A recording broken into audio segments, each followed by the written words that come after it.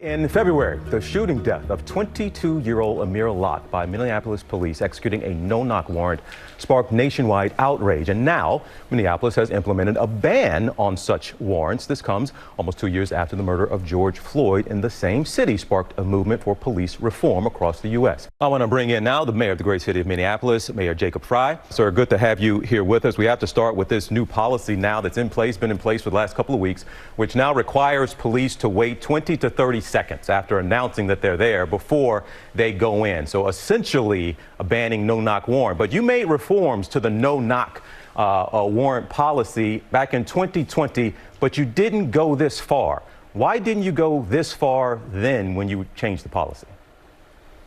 That's right, TJ, and these policies are constantly evolving. The changes that we made back in November of 2020 were very important. In that they required officers to announce their presence prior to breaching the threshold and entering the apartment or the home.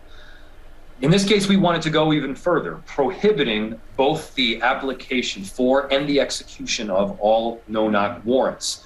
But we're still going to do warrants. Officers need to conduct warrants. And in those cases, the officers have to wait 20 seconds before entering during the day, and then 30 seconds during the night, which is in line with the longest waiting time of any municipality in the entire country. Now, this was an important step that we needed to take, and policies, they're constantly evolving, they're changing, and right now we think that this policy is excellent, it's on the right track. But you know, mayors, council members in the future, they may find additional tweaks that may be necessary in order to make both officers as well as the general public safer, and that has to be the end goal. It's the sanctity of life. And I guess you talk about the sanctity of life, and that's a good way to pick up here, because if the policy had gone this far when you changed the policy back in 2020, then there are plenty who suggest that Amir Locke could still be alive. If those police had to wait 20 to 30 seconds before going into that room, into that apartment where Amir Locke was, that could have saved his life. One can never know the outcomes of how these situations will arise. What we can do is make sure that we have the right policies in place, that those policies are then followed, and then officers are held accountable when they're not. And that's what this policy sets in play. You know, when we instituted the policy in November of 2020, it was progressive, it was forward thinking.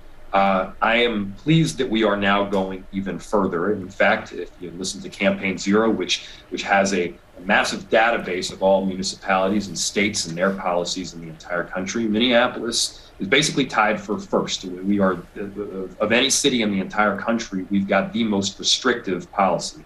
And I think that was the right move. But, you know, I'll tell you, as we get new information, as things change, and this is always the case with policy, you may need to shift. Mr. Mayor, do you fear you might have a credibility issue here? Because there have been some who have called for your resignation.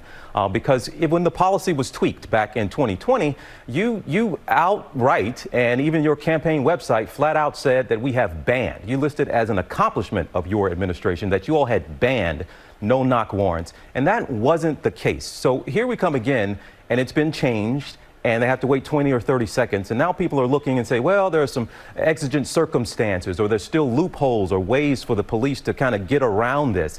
And it's coming from you now as the messenger who they feel wasn't honest the first time around. Do you have to overcome that here? Well, if you read the press releases, if you read the information that we put out at the time when this first policy was passed, it was correct. Now, the policies are complex. They are nuanced, and even with a prohibition of no-knock warrants, yes, as you accurately states, there are still exigent circumstances where an officer can enter without announcing during a really dangerous situation. That will be the case in Minneapolis. That is the case in every single major city in the entire country, because officers need to be able to respond to difficult situations that aren't anticipated as they arise. The difficulty is that these things are complex and nuanced, and that's on both politicians and media to make sure that they are accounting for the necessary nuance when these policies are introduced. And I'll tell you, when we put out these releases, it did.